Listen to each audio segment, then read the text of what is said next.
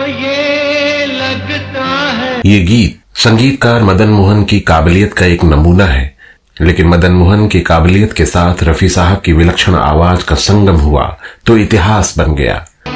एक भटके हुए राही को। रफी साहब और मदन मोहन की इस जोड़ी ने एक नहीं सैकड़ों गीतों में ऐसा कमाल दिखाया है। ये दुनिया,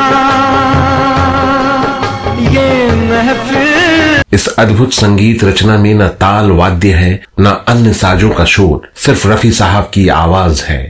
मैं ये सोच कर उसके दर से उठा। इस गीत के साथ पहली बार मदन मोहन के संगीत के साथ रफी साहब के सुर मिल गए थे और फिर दोनों का साथ जीवन भर बना रहा। हम इश्क में बर्बाद हैं, बर्बाद रहेंगे, दिल रोएगा। जब मोहम्मद रफी का करियर बुलंदी पर था तब मदन मोहन को मोहम्मद रफी की गायकी का सहारा मिला। तुम्हारी जुल्फ के साए में शाम कर। और जब मोहम्मद रफी का करियर ढलान पे था तो इसी संगीतकार ने न केवल रफी साहब को सहारा दिया बल्कि ऐसे गीत गवाए जिसके कारण रफी साहब एक बार फिर बुलंदी पर पहुंच गए। मैं तेरे दर पे आया हूँ, कुछ करके जाऊंगा, झोली भर के। इस वीडियो में इस विलक्षण जोड़ी के विलक्षण गीतों के बारे में चर्चा करने जा रहा हूं। आप बने रहिए हमारे साथ। अगर आपने हमारा चैनल ग्रेट लीजेंड्स को सब्सक्राइब नहीं किया है तो तत्काल सब्सक्राइब कर लें।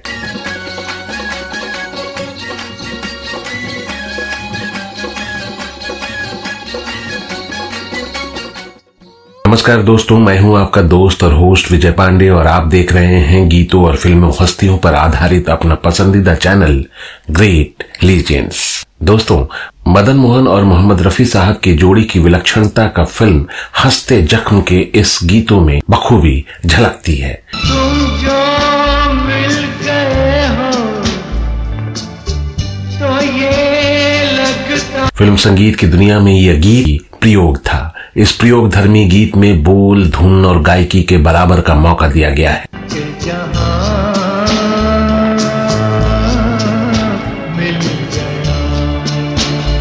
मदन मोहन की काबिलियत को रंग देने के लिए एक ऐसे गायक की जरूरत थी जिसे अपनी आवाज पर पूरा नियंत्रण हो, जिसे आवाज में उतार चढ़ाव पर महारत हासिल हो। किसको सुनाऊं हाल दिले बेकरार का। मदन मोहन को वैसे तो गजल का बादशाह कहा जाता है, लेकिन अगर उनकी संगीत रचनाओं को सुने तो पता चलेगा कि संगीत की शायद ही कोई ऐसी विधा हो जिसमें मदन मोहन ने कमाल नहीं दिखाया है। वो एक बेकरारी जो अब तक इधर थी, वो ही बेकरार। आप पाएंगे कि जिन गीतों में मदन मोहन की संगीत रचना का अद्भुत कमाल दिखता है उसमें मोहम्मद रफी की आवाज जरूर है।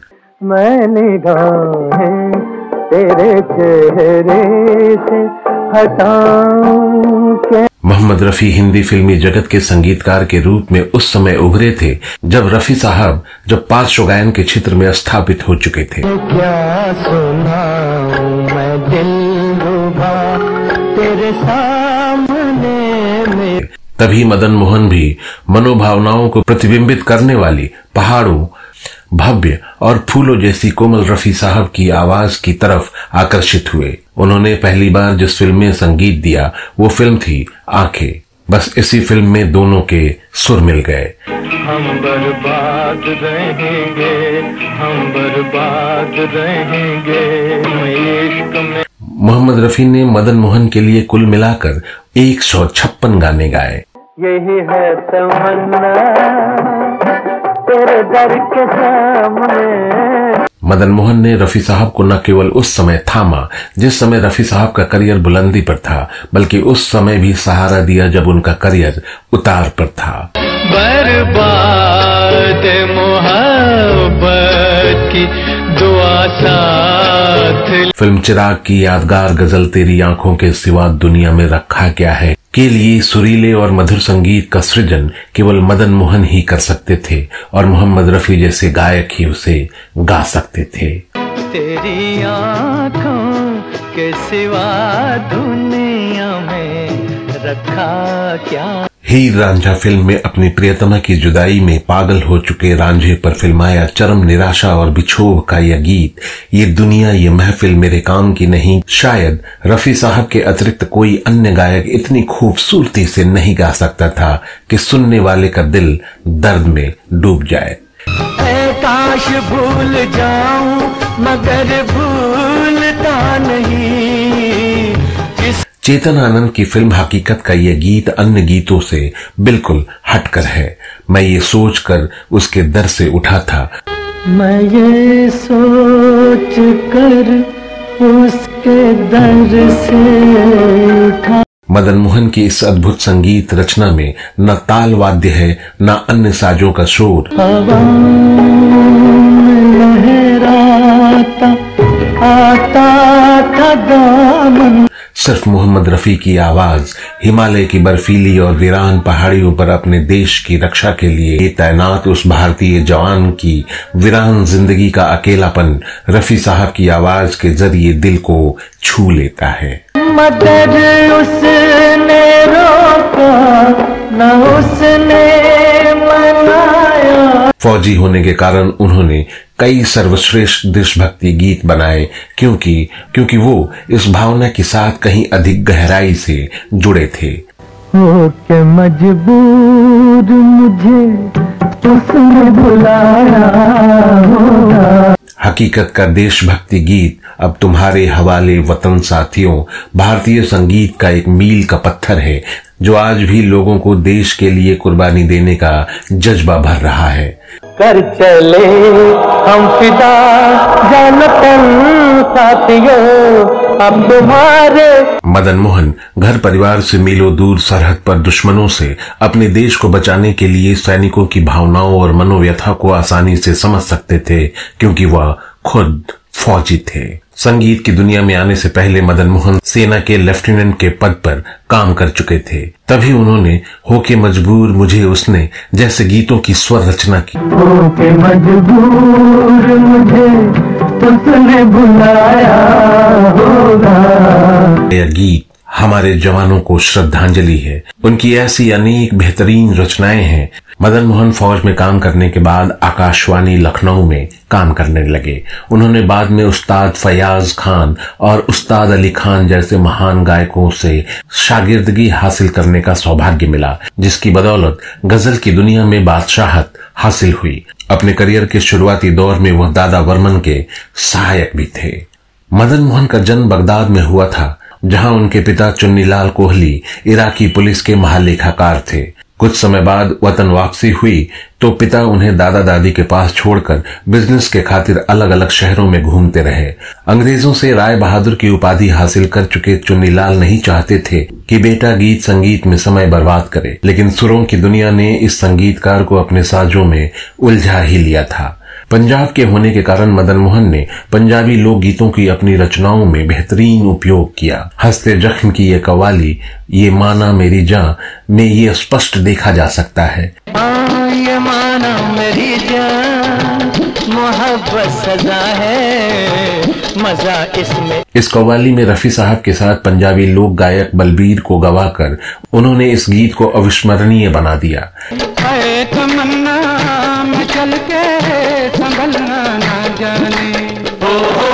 इस कव्वाली में एक अनोखी विशेषता ये है, इसमें पंजाबी लोकगीतों में इस्तेमाल होने वाला भांगड़ा को ढोलक की थापों के साथ मिलाया गया है। झुका दूं न मैं सर तो सर किस लिए है।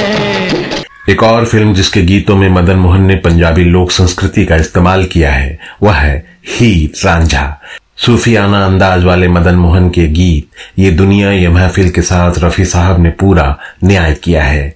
उनको खुदा मिले है खुदा की जिन्हें तलाश मुझ।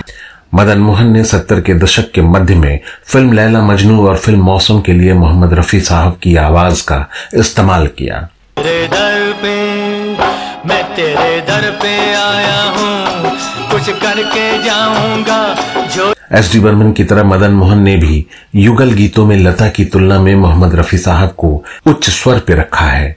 मदन मोहन हालांकि इन दोनों फिल्मों के गीतों की कामयाबियों को देखने के लिए जीवित नहीं रहे। जुलाई 1975 में उनके निधन के बाद जयदेव ने लैला मजनू के गीतों को पूरा किया। रफी साहब के मंद होते करियर को संवारने और उन्हें ऊंचाई प्रदान करने में मदन मोहन का बहुत बड़ा योगदान था। दिल गम से हैरान है, मेरी दुनिया वीरा है। जिस वक्त किशोर कुमार हिंदी फिल्मी संगीत में सबसे ज्यादा चहेते गायक बन गए थे, उस समय भी मदन मोहन लैला मजनू के लिए रफी साहब की आवाज के लिए अड़े रहे।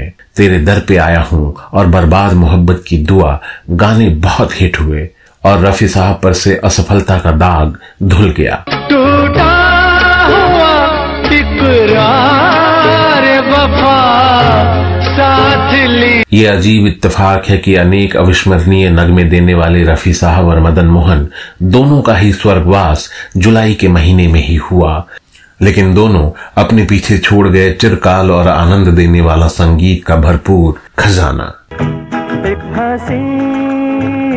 शाम को दिल मेरा। तो दोस्तों, आपको मदन मोहन के संगीत निर्देशन में गाया रफी साहब का कौन सा गाना सबसे अच्छा लगता है और क्यों सबसे अच्छा लगता है? इस वीडियो में बस इतना ही। ये वीडियो आपको कैसा लगा जरूर बताएं। अगले वीडियो में मैं फिर फिल्मी गीतों और फिल्मी हस्तियों से जुड़ी कोई नई कहानी या नई जानकारी लेकर हाजिर होऊंगा। अगर आप फिल्मों, गीतों और उनसे जुड़ी कहानियों को एक अलग अंदाज में सुनना चाहते हैं तो एक और चैनल उपलब्ध है जिसका नाम है गोल्डन मोमेंट्स। इस चैनल का लिंक डिस्क्रिप्शन बॉक्स में है, जिस पर क्लिक कर आप मुझसे मिल सकते हैं और मेरा ये वीडियो देख सकते हैं। अगले वीडियो में फिर मुलाकात होगी, तब तक के लिए नमस्कार।